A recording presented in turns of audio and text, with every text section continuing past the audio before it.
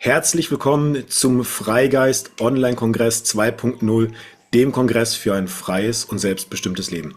Mein Name ist Enrico Eckebrecht und zusammen mit Dr. Thomas Baumgärtner und Bruno Hillebrand haben wir den Freigeist-Kongress ins Leben gerufen. Und heute im Interview mit mir Sarah von Mercusion Design bzw. Mercusion Design. Sarah, schön, dass du da bist. Herzlichen Dank. Stell dich doch ganz kurz vor und dann lass uns direkt zu unseren Fragen kommen, denn das Thema, das hat's in sich heute.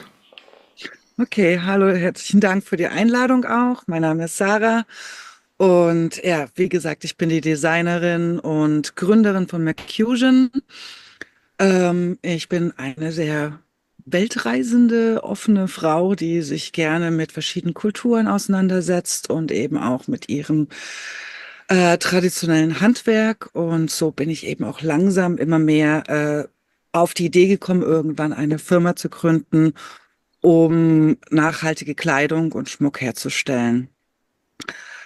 Als kleines Kind habe ich schon immer genäht, fing tatsächlich schon in den Kinderstubenzeiten an und hatte auch immer lange, viele Jahres Interesse und wollte immer Schneiderin werden. Doch wie es öfters dann so im Leben spielt, kamen dann andere Auswahlen, andere Berufe und kam dann erst später mit Anfang 30 wieder dazu, dass das Interesse wieder da war, ja, Kleider zu kreieren.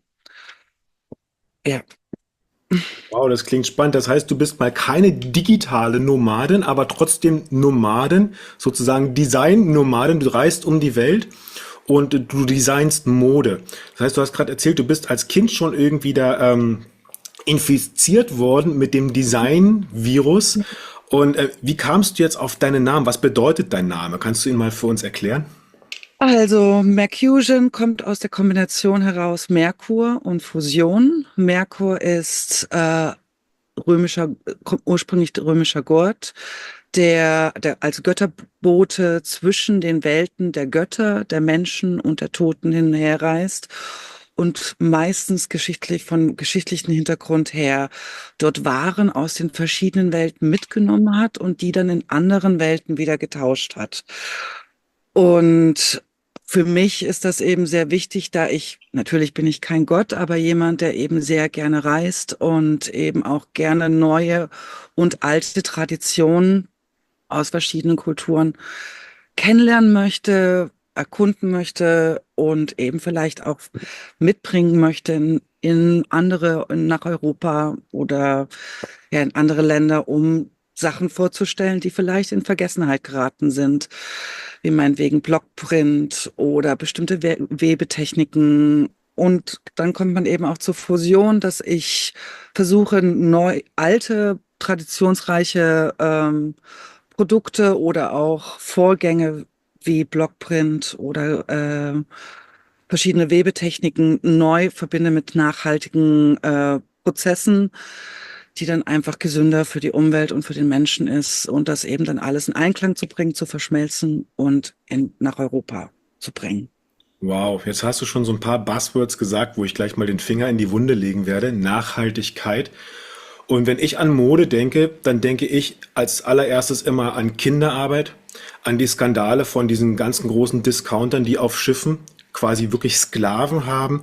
Ich denke an die toxischen Färbemittel, wo Leute knietief in den übelsten Substanzen stehen, um unsere Klamotten zu färben. Jeder kennt das Label fast hinten drin, Made in Bangladesch, Made in India, Made in Indonesia. Ich denke an Menschenrechte, faire Bezahlung, Pestizide, Glyphosat. Ich hau mal noch ein paar raus, weil unsere Zuschauer fragen sich jetzt, was hat denn Mode mit Freigeist zu tun?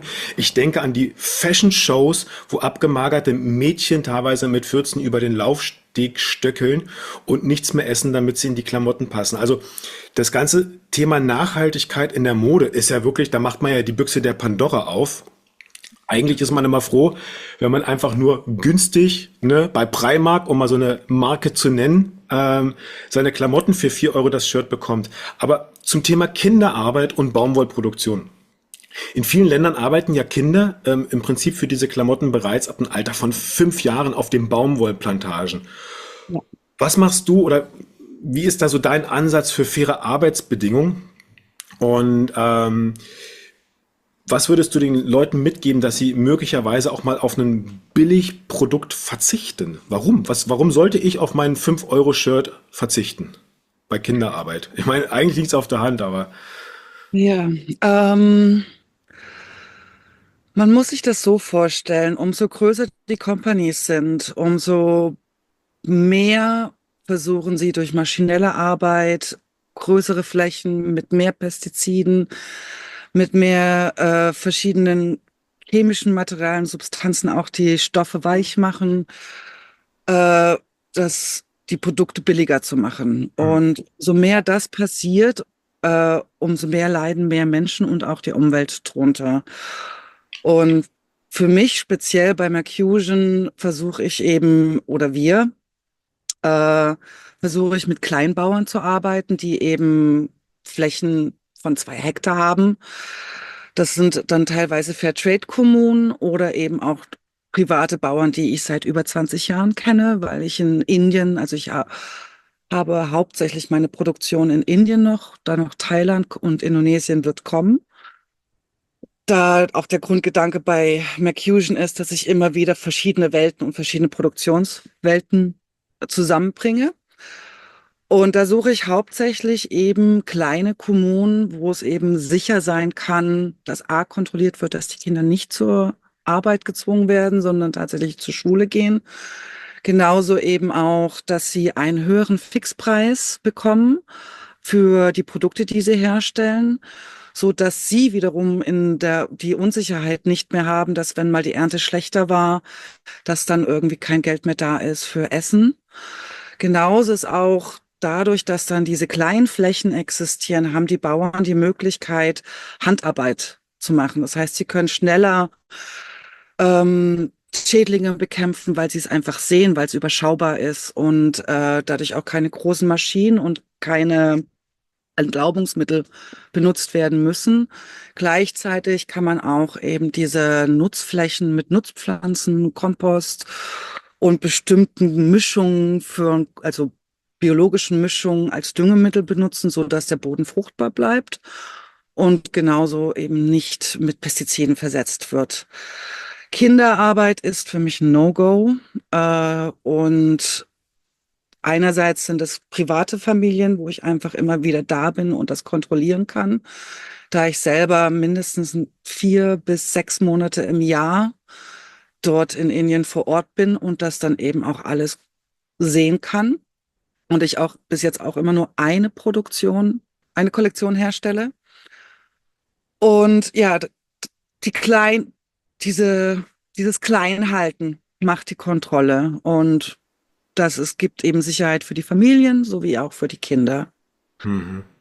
Das heißt, wenn wir Menschenrechte und faire Bezahlung haben wollen, dann brauchen wir eigentlich auch in der Modeindustrie eine Dezentralisierung. Also weg von diesen riesigen Hyperkonzernen, die mit was für Zaubertricks dann auch immer die Bezahlung hinbekommen. Teilweise weiß ich, dass aus Indien sind das Tagelöhner, die arbeiten nur für Kost und Logis, also nur für Essen und einen Schlafplatz. Man nennt das Sklavenarbeit. Und wir haben auch in Indien mit Schneidern gearbeitet. Und daher weiß ich, dass es ist möglich, auch da fair zu bezahlen. Kommen wir Genau. mal zum Thema Pestizid und Glyphosat. Du arbeitest ja auch mit Bio-Baumwolle und auch mit anderen Substanzen.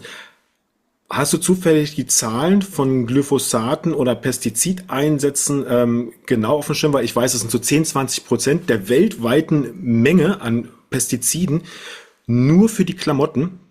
Und ich habe auch nochmal nachgelesen, 75% der Baumwolle derzeit ist genmanipuliert. Also wer was gegen Genmanipulation hat, der sollte definitiv mal überlegen, ob er das die ganze Zeit auf der Haut tragen möchte.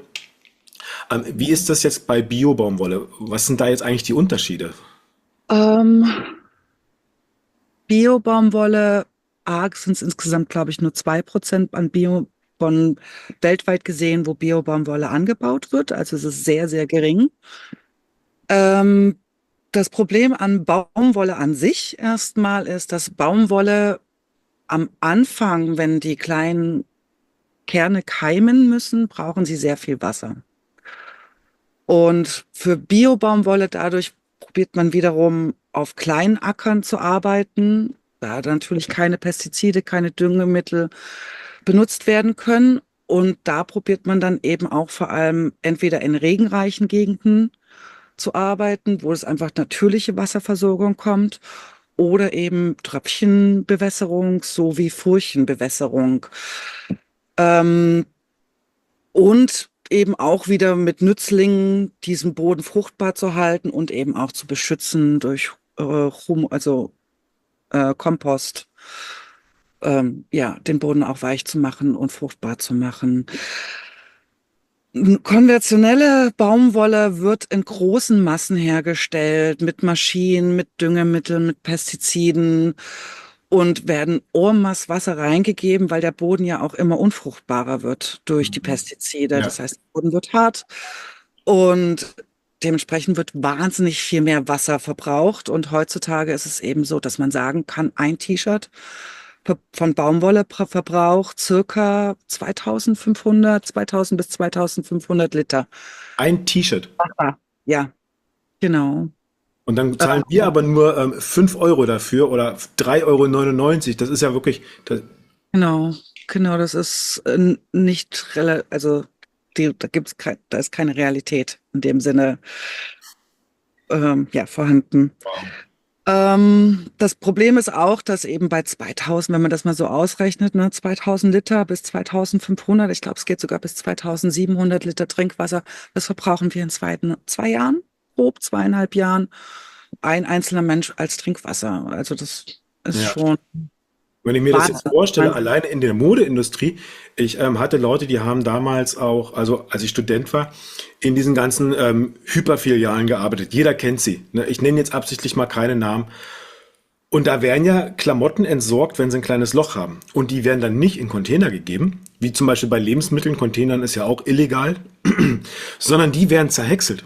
Und das ist ja im Prinzip damals auch der Skandal gewesen, dass leichte Mangelware nicht mehr in den Verkauf ging, sondern immer wieder in den Häcksler ging und hier einfach Ressourcen im großen Stile vernichtet wurden. Ähm, Wie ist da jetzt der Ansatz bei Mercusion in Sachen Slow Fashion? Das ist ja auch so ein Begriff, den hast du ja auch mitgeprägt. Ähm, was ist Slow Fashion? Was müssen wir uns darunter vorstellen? Denn Fast Fashion, Fast Food, Fast Entertainment, das ist die eine Seite der westlichen Gesellschaft, ne? Immer auf ja, Masse anstatt Klasse. Aber was ist denn jetzt die Lösung bei Slow Fashion? Was macht denn Slow Fashion? Was sind denn da so die Ideen dahinter? Also ungefähr in den 80er Jahren, 90er Jahren hatte man noch einen Ansatz auch bei den Fast Fashions oder beziehungsweise da kam der Begriff der Fast Fashion auf. In dieser Zeit hatte man noch den Ansatz, okay, 4 Kollektionen im Jahr. Eine Frühjahrskollektion, Sommer-, Herbst- und Winterkollektion.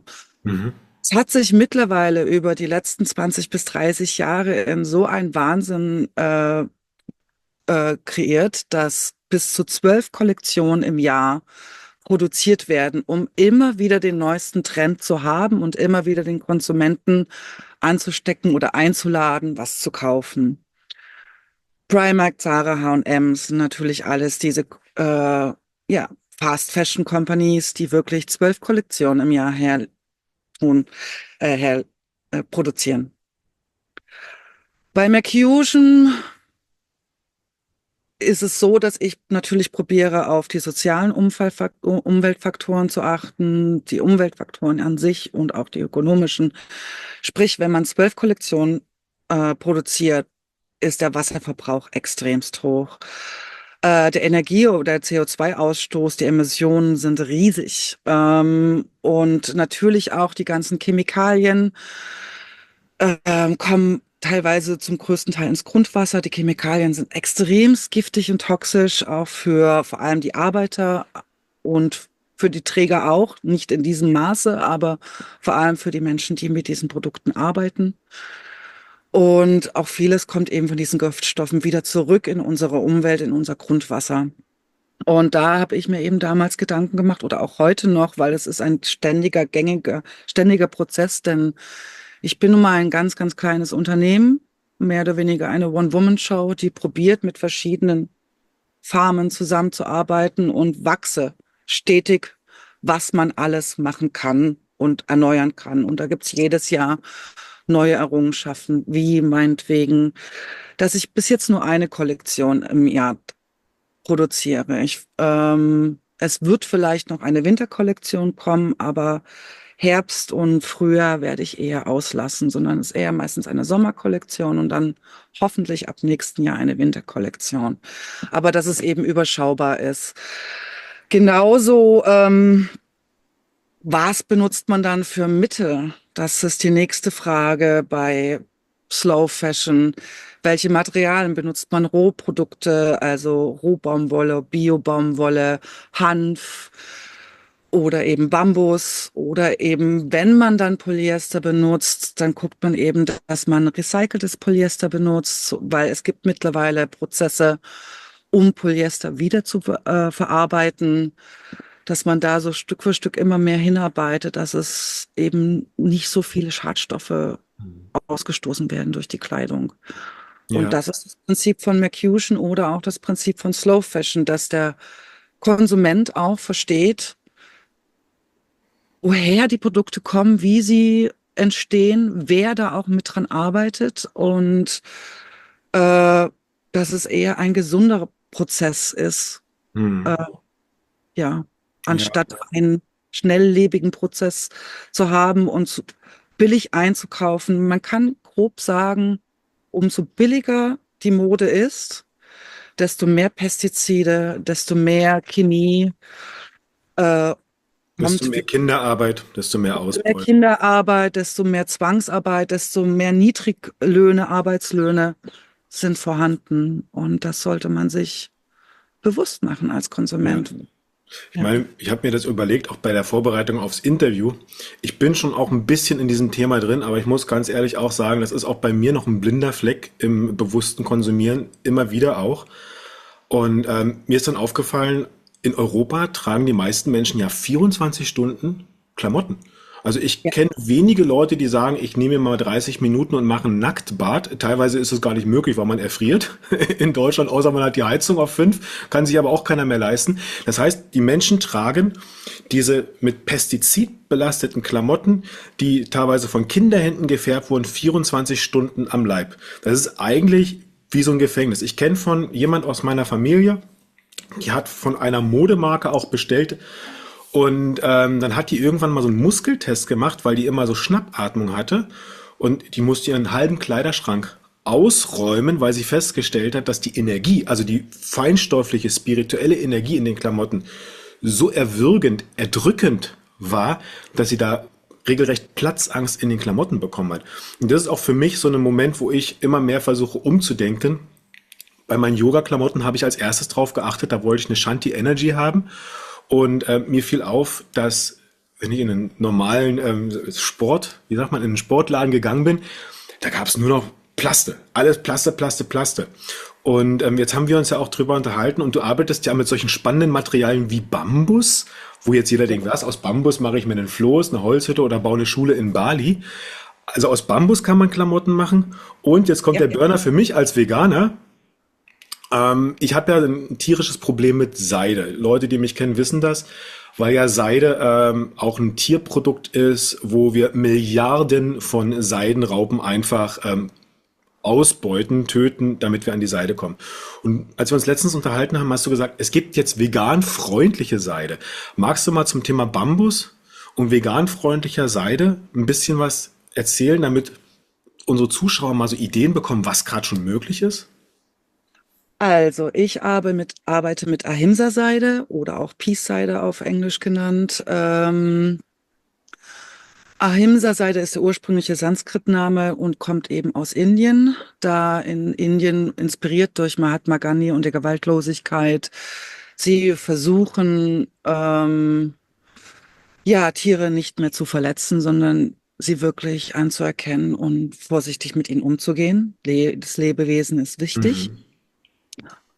Und es hat ein Ingenieur, ich erinnere mich nicht mehr ganz genau dran, in welchem Jahr, aber kurz nach Mahatma Gandhi hat der Ingenieur Rahayan Mhm. versucht, mit der Maulbeerenseide Experimente zu machen, dass man eben im Gegensatz zur konventionellen Seide nicht diese Seitenrauben mit den Kokon ins heiße Wasser wirft und kocht, um sie dann auszuquetschen aus dem Kokon, um dann den weichen Kokon, Seidenkokon zu haben. Und natürlich dann die Seidenwurme sind tot.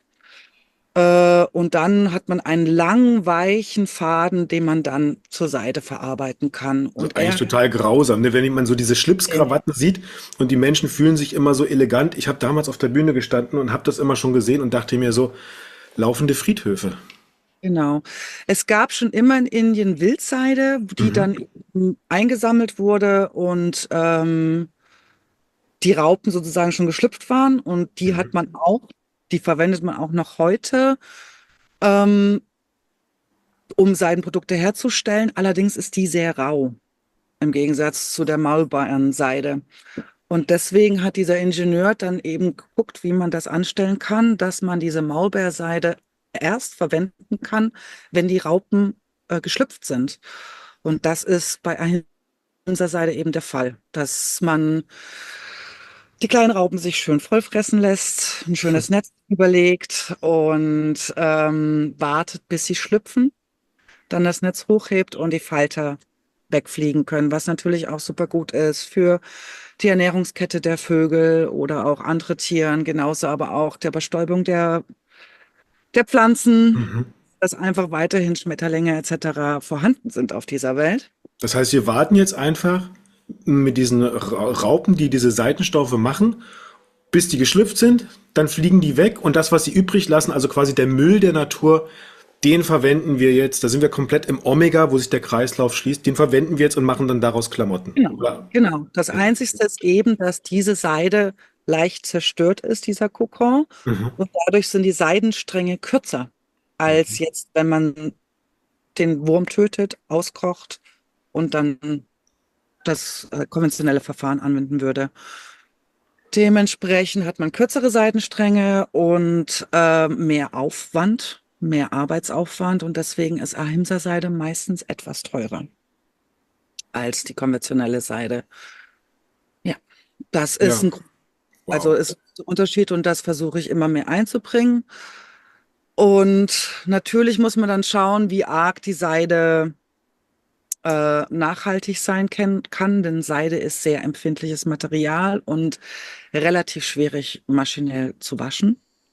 Und da addieren wir dann leider Sachen wieder dazu, um die Nachhaltigkeit zu erhalten einerseits, wo wir immer wieder dran arbeiten, dass es besser wird. Also wir probieren, ich muss leider gestehen, wir tun Polyester dazu addieren.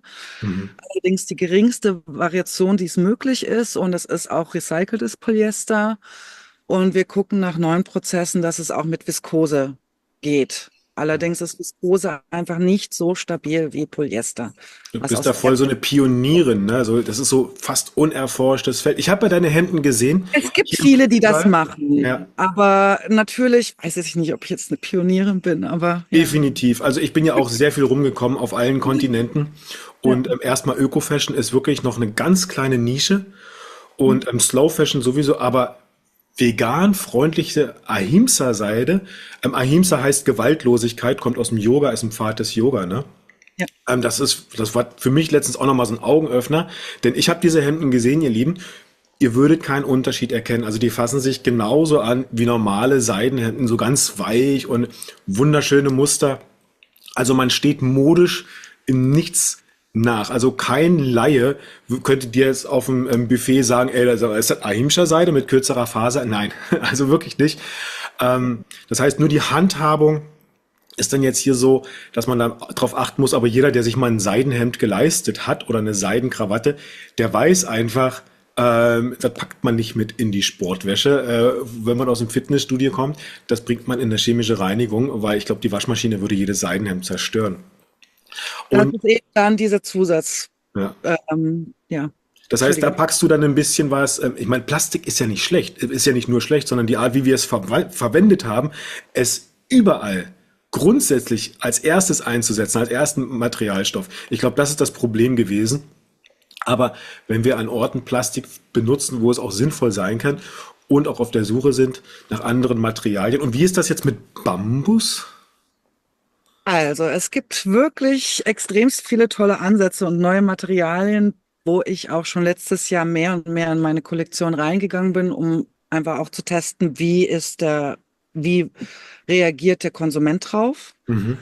Da ich ja tatsächlich noch limitierte Editionen mache, also zum Beispiel, das habe ich ja, dass ich immer nur sage, okay, ich produziere 100 Hemden, um dann zu schauen, wie der Konsument reagiert, dass ich auch halt auch keine zu großen CO2-Emissionen habe bei meiner Klamottenproduktion. Und da habe ich letztes Jahr angefangen, mit Hanf zu arbeiten.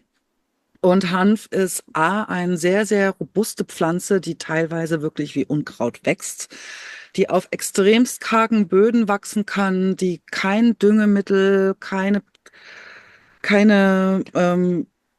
Pestizide und keine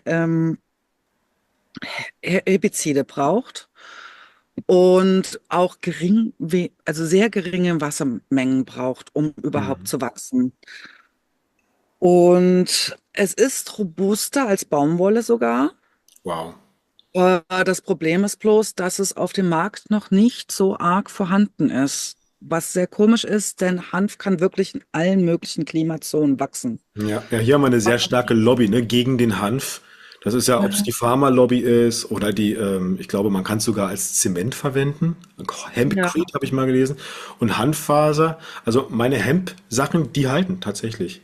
Und da genau. hast du auch was in der Kollektion zum Thema Hanf, also Taschen oder was hast du dann da? Taschen habe ich bloß, das sind dann so Jutebeutel, wo dann wiederum Seide außenrum genäht worden ist, Mhm. die wieder Reststücke sind von meinen Klamotten. Also Mhm.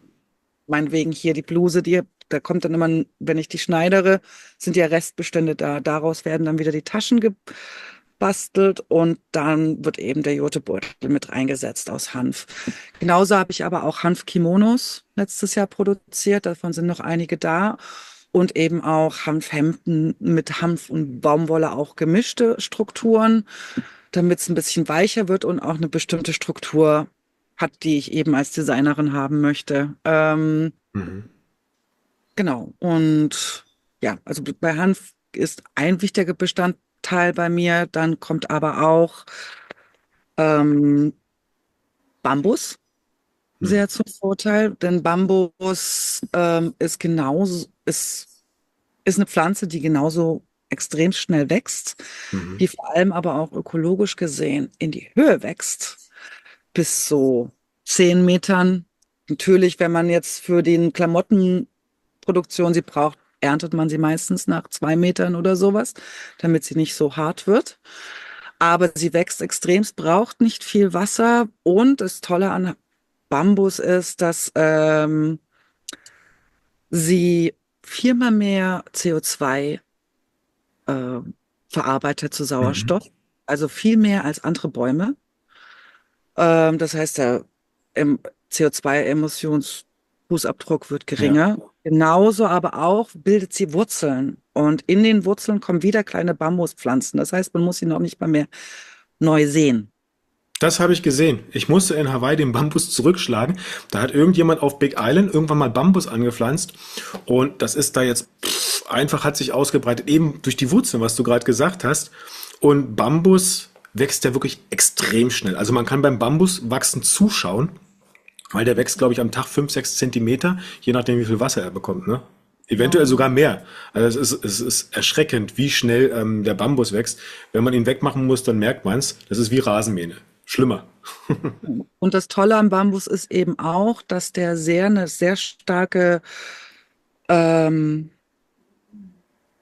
ja, also er schützt sich sehr arg selbst. Er braucht keine Düngemittel, er braucht keine anderen Nützlinge um sich herum, sondern er ist sehr stark robuste Pflanze, wo man wiederum die Pestizide weglassen kann und dann eben durch Zersetzungsmethoden wie zu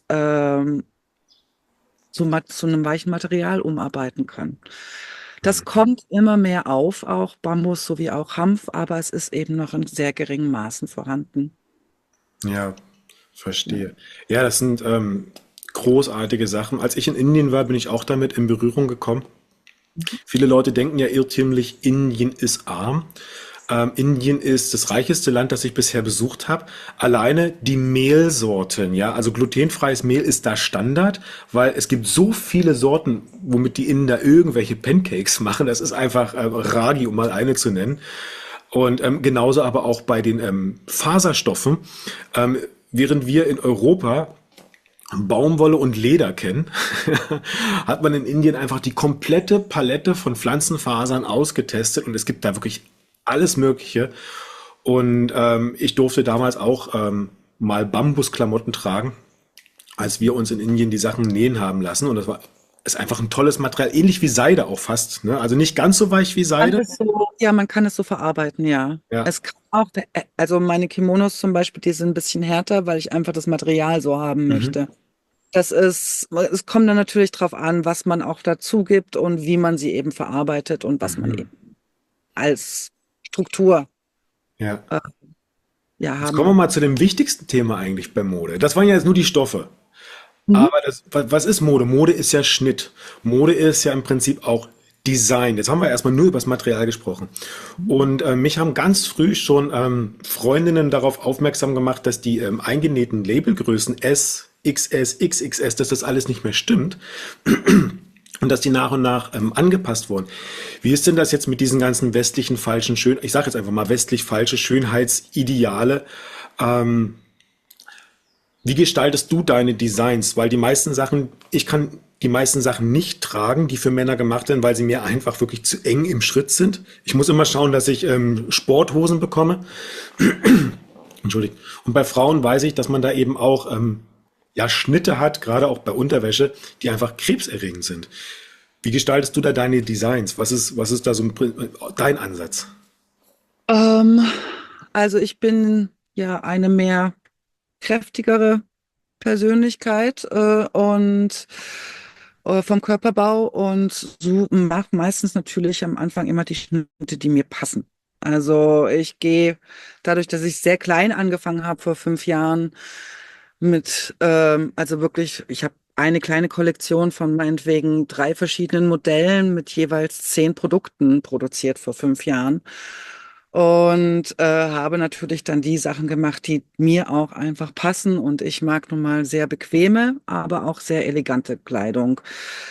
Bei McCusion ist auch dieser, also ist, ich probiere es einerseits elegant, sportlich und ja, vielleicht auch ein bisschen punky reinzubringen, so die Unterschiede zusammenzubringen, also eine Fusion zu bringen.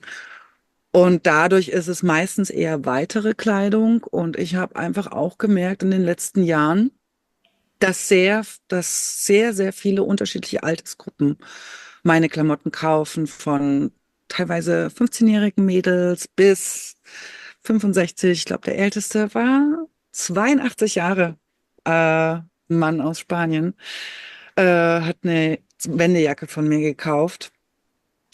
Und da probiere ich schon eher den normalen Körperbau abzudecken und nicht die extremst kleinen. Ich habe mittlerweile zwar schon 6 verschiedene Größen. Wow. Ich gehe von S bis Triple XL, aber auch nicht bei allen Produkten. Oftmals mache ich auch eine One-Size-Größe, dass es einfach auch allen passt, so dass man es eben verstellen kann, dass es eben sich an den Körper anschmiegen kann durch Gürtel oder durch verstellbare Träger. Ähm, Ich bin auch gar kein Fan von diesen dünnen Models und diesen von der Modegesellschaft ähm, ja aufgezwungen Schönheitsideal. Bin ich gar kein Fan von, weil man ja im allgemeinen Alltag das auch überhaupt gar nicht sieht. Und ich Hm. glaube, dass es überhaupt gar nicht gesund ist, vom Körper her so dünn zu sein. Ja. Meine Models sind meistens Freunde aus meiner Umgebung, wo wir dann einfach auch einen Tag nehmen und dann einfach sagen, okay, lass uns einfach Fotos machen und den Tag genießen mit schön Essen und toller Musik. Und natürlich sind das auch keine Menschen, die super dünn sind. Und das möchte ich auch eigentlich gar nicht. Ich möchte das gar Hm. nicht irgendwie fördern, dass dieses ungesunde Schönheitsideal weiterlebt, sondern ich möchte, dass normale Menschen in normalen Größen sich schick und toll anziehen können. Ja, ja, kann ich sehr gut verstehen. Ich sage auch immer, es geht bis zum Athletischen und alles, was noch dünner ist als athletisch, muss man sehr, sehr aufpassen, dass das dann nicht einfach mager wird. Ich habe letztens auch mal wieder eine Fashion Show für Männer gesehen. Ich habe immer gedacht, ich habe keine Muskeln.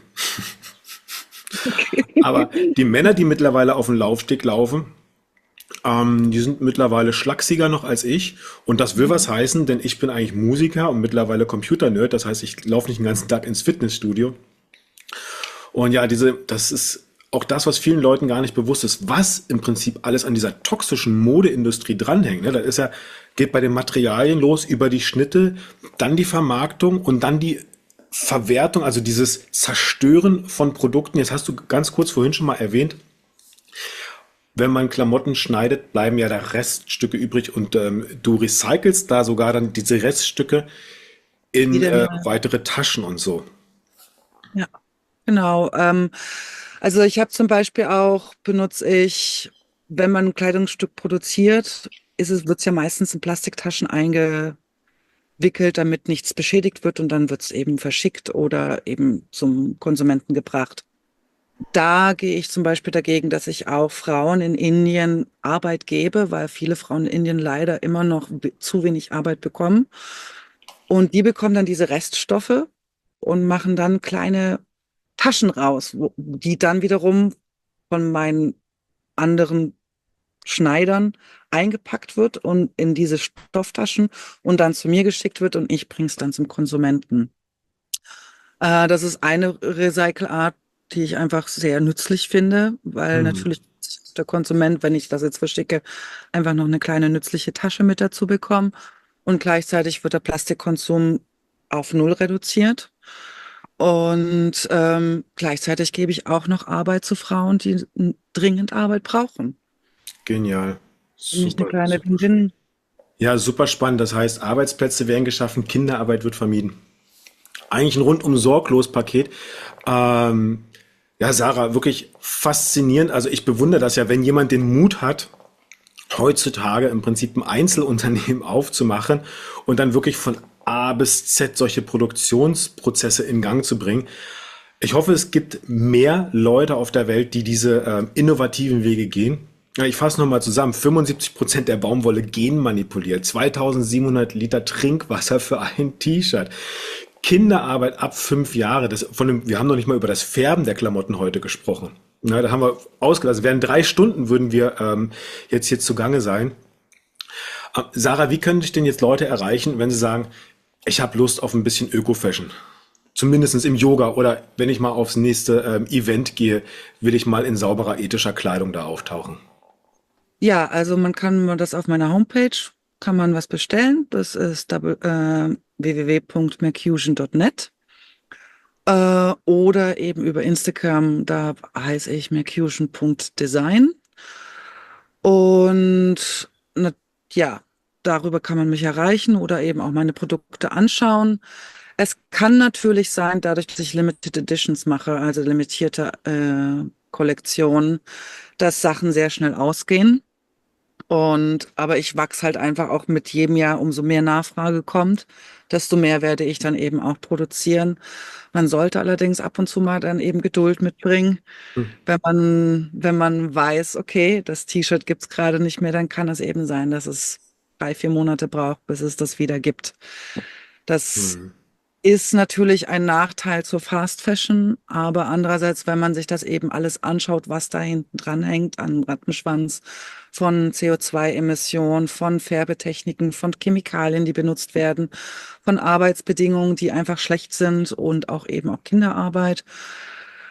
Es geht ja auch um Schutzarbeit, es geht auch also da gibt's extremst wahnsinnig schlimme Geschichten auch, wo ganze Fabriken einstürzen mit Hm. 2000 Arbeitern drin, weil die Sicherheit des Gebäudes nicht gewährleistet werden. Ähm, Dass wenn man das alles immer anschaut und überblickt, dann kann man vielleicht auch mal ein bisschen auf ein T-Shirt warten, wenn es mal Ja. aus sein sollte. Und man hat ja fast noch Einzelstücke im Gegensatz zur Massenproduktion, Ja. wo eigentlich Mhm. zum Schluss fast jeder mit den gleichen Klamotten rumläuft. Genau, also wie gesagt, ich bin noch ein sehr, sehr kleines Unternehmen. Ich produziere zum Beispiel jetzt diese Butterfly-Kimonos. Davon habe ich, glaube ich, 120 Stück produziert dieses Jahr. Und die sind auch schon die letzten Jahre immer wieder da, aber auch jedes Mal dann mit eben anderen Mustern. Hm. Das heißt, insgesamt habe ich vielleicht 20 von der Farbe produziert. Das ist halt, die findet man halt dann nicht mehr irgendwo anders auf der Welt. Ja. Wunderbar, also ganz exklusiv. Sarah, ich danke dir für deine Zeit, dass du hier ein bisschen Licht ins Dunkel gebracht hast, was die Fashion-Industrie eigentlich ist und was sie nicht ist und was sie sein kann. Und vielleicht sagst du, du bist ein kleines Unternehmen, aber du hast einen großen Ansatz und das ist das, was zählt, denn das sind immer die Pioniere, die zum Schluss die Menschheit ja vorangebracht haben. Ich danke dir von ganzem Herzen für deine Bitte, Zeit, die bitte. du heute hattest und euch Zuschauern wünsche ich noch viel Spaß. Sarah, willst du noch irgendwas unseren Zuschauern mit zum Rauswurf geben, mit auf den Weg geben? Bitte werdet euch einfach bewusst über was man kauft und was man trägt. Es ist wirklich, was man auch der Umwelt wieder zurückgeben kann, was man den Menschen, die dort arbeiten, zurückgeben kann. Kleidung macht Leute und das sollte man sich bewusst sagen, was man tatsächlich trägt. Der Ja. ist gut. Kleider machen Leute und in diesem Sinne sind wir für heute fertig. Namaste. Dankeschön.